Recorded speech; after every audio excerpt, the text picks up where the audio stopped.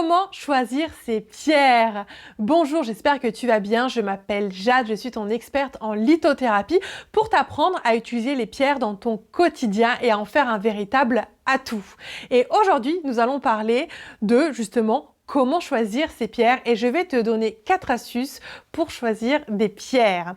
Alors, si ce n'est pas déjà fait, inscris-toi en cliquant sur le bouton juste en dessous, abonne-toi, afin que tu reçoives des vidéos puisque toutes les semaines, je publie une nouvelle vidéo.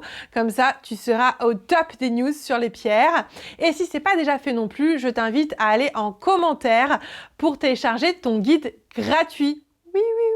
Donc ton guide gratuit, c'est un guide spécial chakra qui va justement te permettre de voir qu'en fonction de tes chakras, quels besoins tu as et quelle pierre choisir. Ça te permettra un petit peu d'affiner ce que je viens de te dire dans cette vidéo. Est-ce que tu es prêt?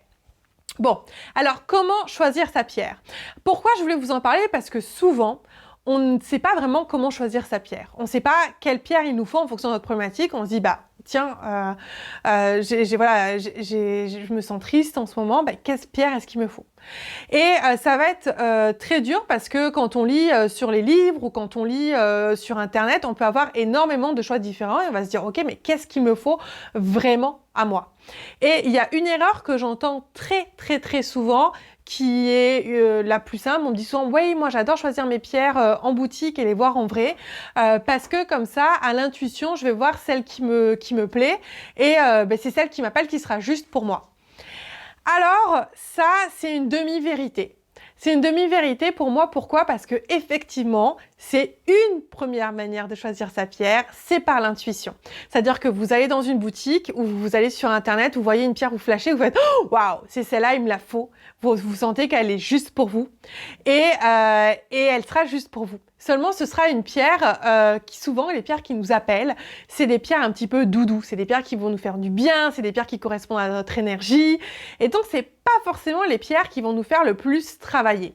Donc, petit conseil juste ici, c'est de se poser les questions pourquoi est-ce que vous utilisez les pierres et qu'est-ce que vous voulez avec aussi. Parce que choisir une pierre d'intuition, une pierre waouh, c'est génial. Si vous avez besoin justement d'une énergie pour supporter votre humeur parce que vous avez besoin d'une pierre un petit peu doudou, une pierre qui vous fait du bien, une pierre qui vous apaise. Mais si vous recherchez plutôt un travail de développement personnel par exemple ou à travailler sur une énergie en particulière, c'est peut-être pas celle qui va vous correspondre. Et là, on va arriver vers la deuxième astuce pour choisir sa pierre, c'est d'au contraire prendre les pierres Burke. Eh oui, je sais. C'est oui.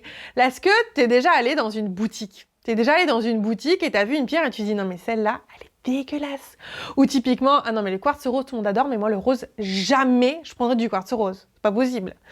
Si tu as déjà eu cette relation forte avec une pierre, c'est souvent qu'il y a quelque chose à travailler. Parce que normalement, la pierre, elle devrait être tolérée. Mais c'est le jeu des effets miroirs, c'est comme dans la vie en fait, même avec les humains. C'est exactement la même chose.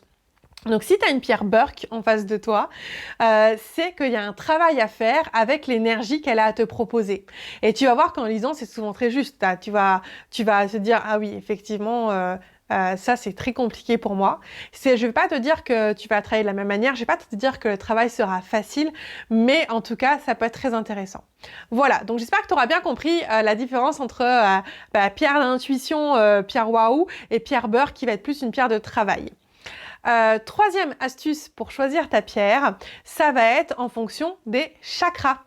Et oui, parce que les chakras, alors si tu sais pas, c'est des portes énergétiques, je ferai une vidéo dessus, mais les chakras, c'est vraiment, ça traduit vraiment en fait nos blocages psycho-émotionnels, même physiques, nos blocages énergétiques. Et donc souvent, quand on a un chakra qui est bloqué, on va venir travailler avec une pierre associée. Donc ça, n'oublie pas de télécharger le guide parce que tout est expliqué à l'intérieur en attendant.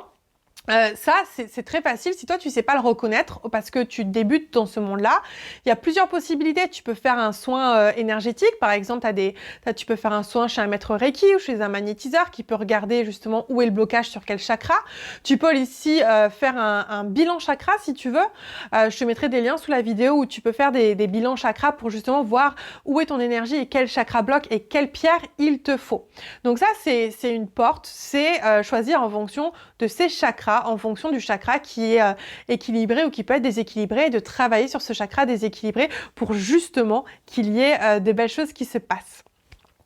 Ensuite, la dernière astuce dont je voulais te parler et qui est moins connue, c'est l'ADN minéral. L'ADN minéral, c'est un outil que j'adore. C'est un petit peu comme un thème astral, tu sais, où on te dit que t'es ton signe solaire, ton signe lunaire, ton ascendant. Genre, t'es né en Mars, t'es Taureau, ascendant Lion et t'as ta lune en Vénus. Et donc, ça veut dire que t'es comme ça et que ça va être tes zones de force et ça va être un petit peu tes zones plus challengeantes. L'ADN minéral, c'est la même chose, sauf que c'est avec les pierres. Donc, ça veut dire que tu as des pierres qui vont te correspondre, tu as des pierres qui vont être là pour t'accompagner et c'est calculé en fonction de ta date de naissance, etc.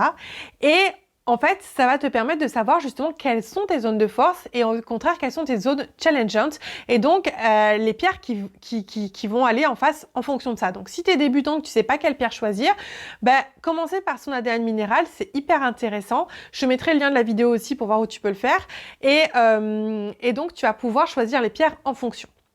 Voilà, c'est tout pour aujourd'hui. J'espère que ça t'aura donné quelques pistes pour aller plus loin, pour choisir tes pierres, voilà. Il y a plein d'autres façons de choisir des pierres, mais ça, c'est vraiment les principales et j'espère que ça t'aura aiguillé. Surtout, encore une fois, n'oublie pas de t'abonner pour la prochaine vidéo qui arrive très vite puisqu'on se revoit la semaine prochaine avec une toute nouvelle vidéo. N'oublie pas de télécharger ton guide gratuit Chakra Sacré et puis, commente, like, partage si ça t'a plu à quelqu'un qui en a besoin, commente, je me ferai un plaisir de passer pour te répondre. Je te fais plein de gros bisous et je te dis à très vite. Ciao!